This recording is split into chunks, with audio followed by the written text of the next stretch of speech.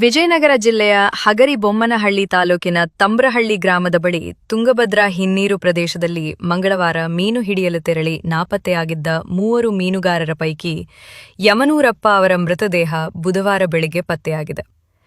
ನಾಪತ್ತೆಯಾದವರ ಪತ್ತೆಗಾಗಿ ಗುಲ್ಬರ್ಗಾದಿಂದ 21 ಮಂದಿ ಎಸ್ಡಿಆರ್ಎಫ್ ಸಿಬ್ಬಂದಿಯ ತಂಡ ಸ್ಥಳಕ್ಕೆ ಆಗಮಿಸಿದ್ದು, ಅಗ್ನಿಶಾಮಕ ದಳದ ಸಿಬ್ಬಂದಿಯೊಂದಿಗೆ ಶೋಧ ಕಾರ್ಯಾಚರಣೆ ಮುಂದುವರೆಸಿದೆ. ಉಳಿದ 2 ಮೀನುಗಾರರಿಗಾಗಿ ಹಿನ್ನೀರಿನಲ್ಲಿ ತೀವ್ರ ಶೋಧ ನಡೆಸಲಾಗುತ್ತಿದೆ. ಘಟನೆಯ ಮಾಹಿತಿ ತಿಳಿದ ತಕ್ಷಣ ಪೊಲೀಸರು ಹಾಗೂ ಅಗ್ನಿಶಾಮಕ ದಳದ ಸಿಬ್ಬಂದಿ ಶೋಧ ಕಾರ್ಯ ಆರಂಭಿಸಿದರು.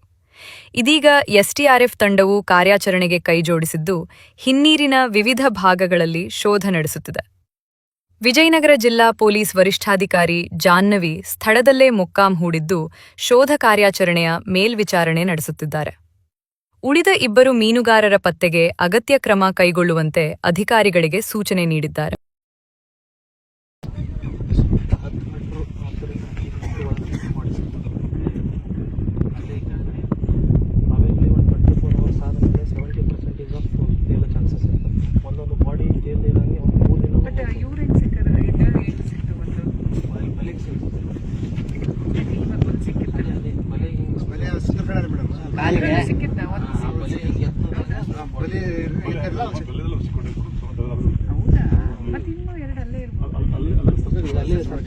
ಅದು ಪುಟ್ಟಿ ಸಿಕ್ಕಿದೆ.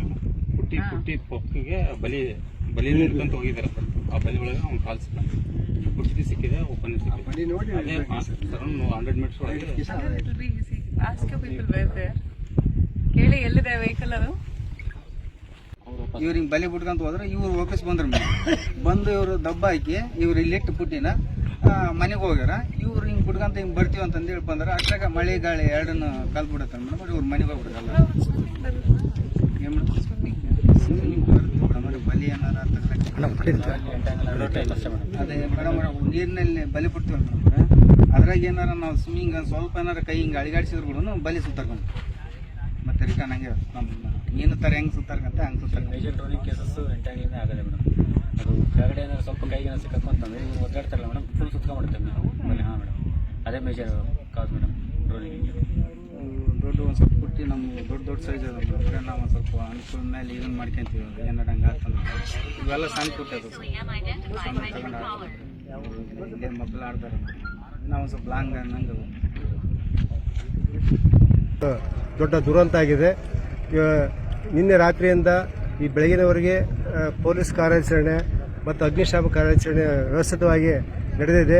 ಈಗ SP ಅವರು ಬಂದು ವಿಸಿಟ್ ಮಾಡಿದ್ದಾರೆ. DSP ಅವರು, CP ಅವರು, ಸಬ್ ಇನ್ಸ್ಪೆಕ್ಟರ್ ಎಲ್ಲರೂ ನಿನ್ನೆಯಿಂದ ಬೆಳಗ್ಗೆಯಿಂದ ಇಲ್ಲೆಲ್ಲ ಕಾರ್ಯಾಚರಣೆ ಮಾಡಿ ಆ ಬಾಡಿಗಳನ್ನು ಹುಡುಕಲಿಕ್ಕೆ ಪ್ರಯತ್ನ ಮಾಡ್ತಾ ಇದ್ದಾರೆ. ಆ ಬಾಡಿಗೆಯನ್ನು ಗುಲ್ಬರ್ಗದಿಂದ SDRF ತಂಡವನ್ನು ಸಹ 21 ಮಂದಿ ಇರ್ತಕ್ಕಂಥ ತಂಡವನ್ನು ಸಹ ಕರೆಸಿ ಈಗೆಲ್ಲ ಬಾಡಿ ಸರ್ಚ್ ಮಾಡಲಿಕ್ಕೆ ಬೋಟ್ಗಳೆಲ್ಲ ಹೋಗ್ತಾ ಇದ್ದಾವೆ. ಇದು ನಮ್ಮ ಊರಿಗೆ ಒಂದು ದೊಡ್ಡ ಆಘಾತಕಾರಿ ವಿಷಯ. ಅವರಿಗೆ ಸರ್ಕಾರದಿಂದ ಪರಿಹಾರ ಕೊಡಬೇಕು. ನಾವು ಸತಿಗೆ ಬೆಳಗ್ಗೆ ಮಿನಿಸ್ಟ್ರಿ ಸತಿಗೆ ಕಾಂಟ್ಯಾಕ್ಟ್ ಮಾಡಿದ್ವಿ. ಅವರು ಸತಿಗೆ ದುಃಖವನ್ನು ವ್ಯಕ್ತಪಡಿಸಿದ್ದಾರೆ. ಆದಷ್ಟು ಹೆಚ್ಚಿನ ರೀತಿಯಲ್ಲಿ ನಾವು ಅವ್ರಿಗೆ ಮನವಿ ಮಾಡಿದ್ವಿ. ಹೆಚ್ಚಿನ ರೀತಿಯಲ್ಲಿ ಅವರಿಗೆ ಪರಿಹಾರ ಕೊಡಬೇಕಂತೇಳಿ.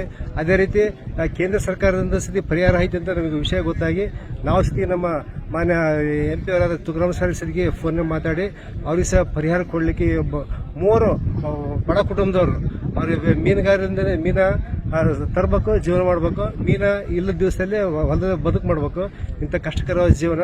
ಅವ್ರ 3 ಅನ್ಮ್ಯಾರಿಡ್ ಆಗಿರೋದ್ರಿಂದ ಹುಡುಗರು ಅವರೆಲ್ಲ ಅವ್ರ ಮನೆಯವರಿಗೆ ದೊಡ್ಡ ಆಘಾತ ಆಗಿದೆ. ಅವ್ರಿಗೆ ದೇವರು ಒಂದು ಒಳ್ಳೆ ಅವ್ರಿಗೆ ಶಕ್ತಿ ಕೊಡಲಿ ಅವ್ರಿಗೆ ಅಂತ ಹೇಳ್ತಾ, ಮತ್ತು ಇವತ್ತು ನಮ್ಮ ಈ ಕಾರ್ಯಾಚರಣೆಗೆ ನಿಜವಾಗ್ಲೂ ಇವತ್ತು ನಾವು ಮೆಚ್ಚುಗೆ ವ್ಯಕ್ತಪಡಿಸಬೇಕು. ಯಾಕಂದರೆ ಇಮಿಡಿಯೇಟ್ ಆಗಿ ತಹಸೀಲ್ದಾರ್ ಅವರು, SP ಅವರು ಮತ್ತು DSP ಅವರು, CP ಅವರು, ಪೊಲೀಸ್ ಸಿಬ್ಬಂದಿ ಅವರು ಎಲ್ಲ ಕೆಲಸ ಕಾರ್ಯಗತ ಮಾಡಿ ಅದನ್ನ ಬಾಡಿ ಹುಡುಕ್ತಾ ಇದ್ದಾರೆ.